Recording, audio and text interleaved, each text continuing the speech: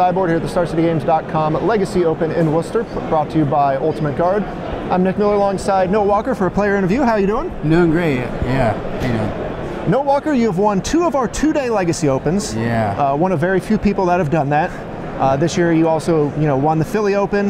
You've had a top 8 already in Columbus with a pretty crazy tutelage deck. Yeah, the tutelage You're coming deck. off a hot top 8 or top 4 in Columbus at the Grand Prix. GP, yeah. You've basically put this Grixis Delver deck on the map and kept it on the map with repeated finishes. Yeah.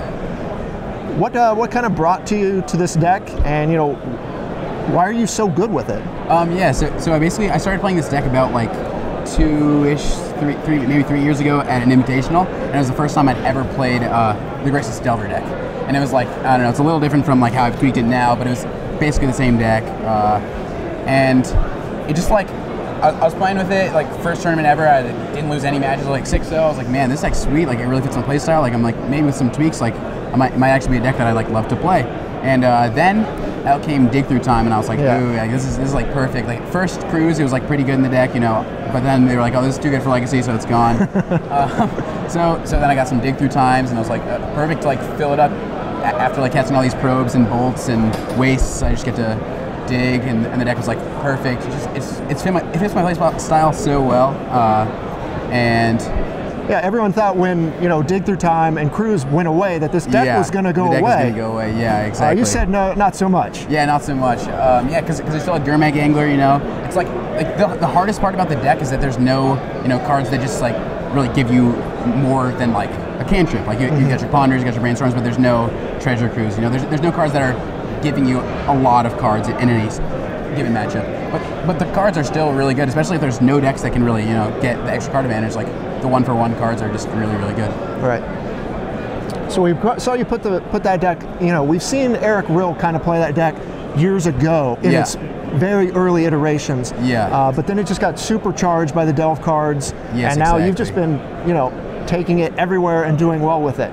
So much that you definitely put yourself on the map last year in terms of how many top 8s you took down the Open in Worcester, and now you're here doing it again. You're 27th on the leaderboard. Yeah. Now, we hadn't seen you at a lot of Opens, but going forward, we're going to see you at all the Opens now that you're on the Team Card Hoarder. Talk about how this came about. Yeah, so Card Hoarder is just a bunch of my friends. A lot of them were on Lotus previously. I think all of them, actually. And we'd just been talking a lot about, finding a way to actually, be able to make it to all these events. And we reached out to Card Hoarder, talked to him a bit, and everything was going well, so we figured, might as well make a thing going of it. Sure.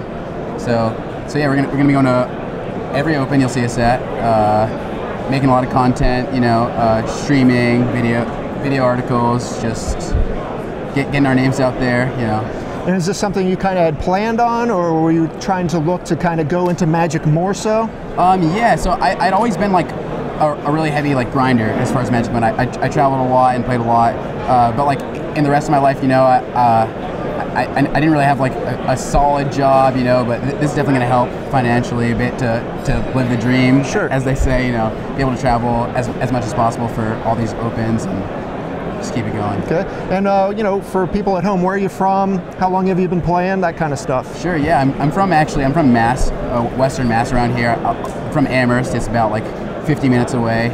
I've been playing since, let's see, I think the first set I played in was 5th Dawn. I did a 5th Dawn draft, and then really started in Kamigawa. They were OG top, fan top. No, that was okay, but yes, I really started playing competitively when I was around 12 or 13. I started traveling to like all these PTQs and lit the fire to get actually good. Sure. All right. And now, what are your future plans now that you're on this team? Now that you're going to be making content? Now that you're going to be coming to a lot of Opens? Yeah, so the end game is definitely Players Championship. That's ideal. But I mean, I'm just gonna see where Magic takes me. Really, I'm queued for the Pro Tour later this year in October in Hawaii. I'm really excited for that.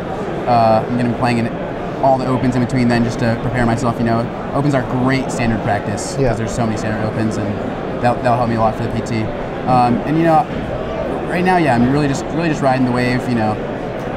hoping it ends up well. Well, we've definitely seen you make some good finishes in Standard, but I feel like Legacy's really your wheelhouse. Yeah, for sure. How'd that come about? When did you kind of take to Legacy, and what do you think makes you a strong Legacy player? Yeah, it's funny actually. Like, I remember when I first started playing Legacy, like I was trying out decks like Maverick. It was like a couple years ago, like a top 16 one of the one-day opens with it. And I was like, okay, yeah, maybe I like a deck like this. And I was really bad at Legacy, really bad. It's just super hard. All the little intricacies, like, oh, I like played my fetch land at the wrong time, like cracked it, and I just like lost. Sure.